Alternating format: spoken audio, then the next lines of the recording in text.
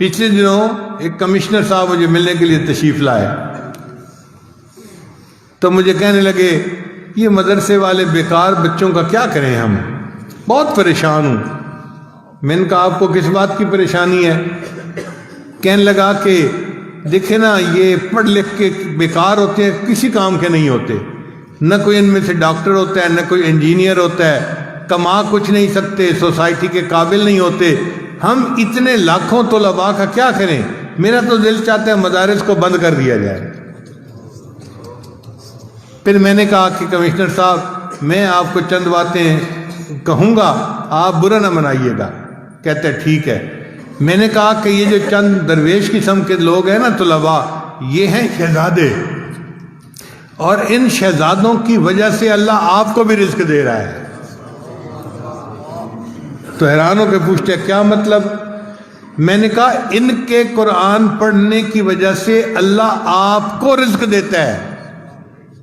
اگر یہ نہ ہوتے تو باقی لوگوں کو تو اللہ پینے کو ایک گھونٹ پانی بھی نہ دیتا۔ حدیث مبارکہ میں ہے کچھ اللہ کے بندے ایسے ہوتے ہیں وَبِهِمْ يُنصَرُونَ، اللہ ان کے ذریعے باقیوں کی مدد کرتے ہیں۔ وَبِهِمْ يُمْطَرُونَ، ان کے صدقے اللہ بارشیں برساتے ہیں۔ وَبِهِمْ يُرْزَقُونَ، اور ان کی وجہ سے اللہ باقیوں کو بھی رزق عطا فرما دیتے ہیں۔ میں نے کہا کہ حدیث پاک میں آتا ہے اللہ تعالیٰ کسی قوم پہ عذاب کا ارادہ کرتے ہیں، مسجد میں ایک طالب علم اللہ اکبر کی آواز دیتا ہے، اللہ اکبر کی بات سن کر اللہ کو پیار آ جاتا ہے، اللہ عذاب مؤخر کر دیتے ہیں۔ اگر یہ تمہارے شہروں کا معاملہ ہوتا جو تم نے کلب بنائے ہوئے ہیں اور جو تم نے بازاروں کے اندر عریانی فحاشی پھیلائی ہوئی ہے، تو اللہ کسی کو پینے کو ایک گلاس پانی نہ دیتے۔ اگر تمہیں کچھ مل رہا ہے تو ان فقیروں کی وجہ سے مل رہا ہے۔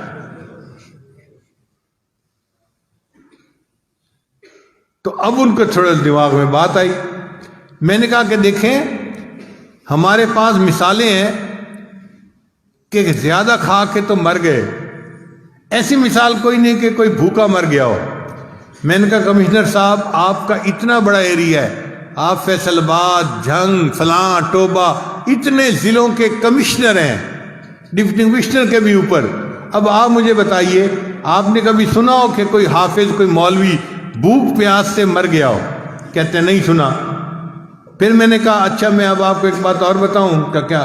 میں نے کہا کہ آپ کی وجہ سے ہمارے پیٹ اللہ نے بڑھا دیے ہیں۔ اب یہ بات ان کے سمجھ میں نہیں آئی۔ میں نے کہا ہمارے پیٹ اگر لگے ہوتے نا ساتھ کمر کے تو ہر کسی نے کہنا تھا بیچارے کھانے کو ملتا کچھ نہیں، ہڈی بنے پھرتے ہیں۔ اللہ کہتے ہیں نہیں، یہ پانی بھی پئیں گے تو میں ان کو موٹا بنا دوں گا، تاکہ ان کی شکل دیکھ کے ہی پتہ چل جائے یہ بندہ بھوکا نہیں ہو سکتا۔ میں نے کہا دیکھو ہمارے پیٹ تمہاری وجہ سے بڑے ہوئے ہیں، تم نہ مدرسے والوں پہ اعتراض کرتے تو اللہ ہمیں بھی سمارٹ بنا دیتے۔ پھر میں نے کہا اچھا ہمارے پیٹ بڑے ہوئے ہیں، ذرا آپ پیٹ بڑھا کے دکھائیں۔ تو میں نے کہا ہے کوئی آفیسر جو اپنا پیٹ بڑھا کے دکھائے؟ پھر میں نے کہا کہ دیکھو ان کا کفیل اللہ ہے اور اللہ ان کو کھلاتا ہے اور اللہ ان کے لیے بھیجتا ہے۔ اسی لیے کوئی مدرسے والے کسی گورنمنٹ کے پاس نہیں جاتے جی کہ ہم مجبور ہیں، اب ہمیں آپ سے امداد چاہیے۔ میں نے کہا اپنی امداد رکھیں اپنے پاس، ہمیں بندوں سے کچھ نہیں چاہیے، ہمیں بندوں کا پروردگار دیتا ہے۔ الیس اللہ بکاف عبدا، کیا اللہ اپنے بندے کے لیے کافی نہیں ہے؟ ہم قسم اٹھا کے کہتے ہیں ہمارا اللہ ہمارے لیے کافی ہے۔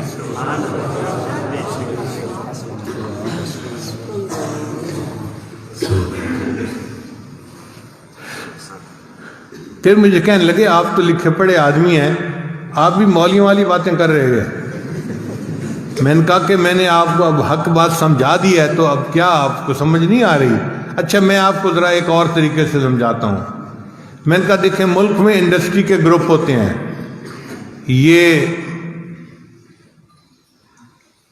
منشا گروپ آف انڈسٹریز ہے، یہ داؤد گروپ آف انڈسٹریز ہے، یہ کرسنٹ گروپ آف انڈسٹریز ہے۔ کہنے لگے ہاں گروپ ہوتے ہیں۔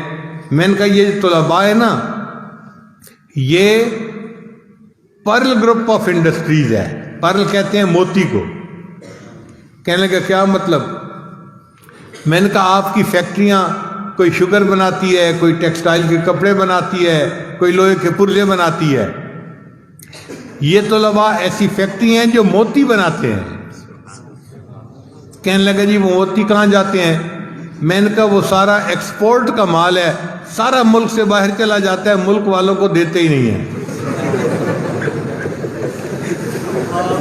کہنے لگے آپ مذاق کر رہے ہیں پیر صاحب. میں نے کہا نہیں، میں مذاق نہیں کر رہا، میں حقیقت بات کر رہا ہوں. قسم اٹھا کے کہتا ہوں کہ عرش کے اوپر کے جہان کے لیے ندامت کے آنسو نہیں ہیں، وہاں نہیں ہوتے. اللہ کے پاس فرشتے ہیں، وہ عبادت گزار ہیں. وَمَنْ عِنْدَهُ لَا يَسْتَكْبِرُونَ عَنْ عِبَادَتِهِ وَلَا يَسْتَحْسِرُونَ يُسَبِّحُونَ اللَّيْلَ وَالنَّهَارَ لَا يَفْتُرُونَ. صبح و شام اللہ کی عبادت کرتے ہیں، اس میں کوئی افطار نہیں ہوتا، کوئی وقفہ نہیں آتا. عبادت بہت ہے عرش کے اوپر کے جہان کے لیے، مگر اس جہان میں ندامت کے آنسو نہیں ہیں. تو اس جہان کے لیے یہ امپورٹ کا مال ہے. اللہ نے فرشتوں کو متعین کیا ہوا ہے، جاؤ اگر تمہیں کہیں ندامت کے آنسو ملے نا تو اٹھا کے میرے پاس لے آنا. اس لیے ہمارے طلباء تہجد کے وقت اٹھتے ہیں، اللہ کے سامنے 2-4 آنسو بہا دیتے ہیں. یہ آنسو نہیں، یہ موتی کے قطرے ہوتے ہیں. یہ پرل فیکٹری ہے جو پرل بنا رہی ہوتی ہے. موتی سمجھ کے شان کریمی نے چن لیے، قطرے جو تھے میرے عرق انفعال کے. میں نے کہا اللہ ان کے آنسوؤں پہ موتیوں کا بھو لگا دیتے ہیں، ان کی برکت سے پھر باقی ملک کے لوگ بھی روٹیاں کھا رہے ہیں. پھر ان کے سمجھ میں کچھ بات آئی، کہنے لگے آج آپ نے مجھے بات سمجھائی، یہ تو بڑے اہم لوگ ہیں.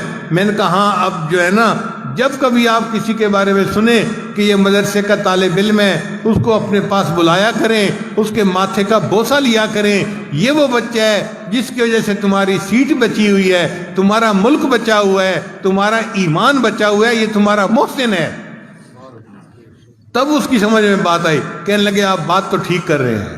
تو الحمدللہ کہ یہ متوکلین ہیں، اللہ ان کو خود رزق پہنچاتا ہے.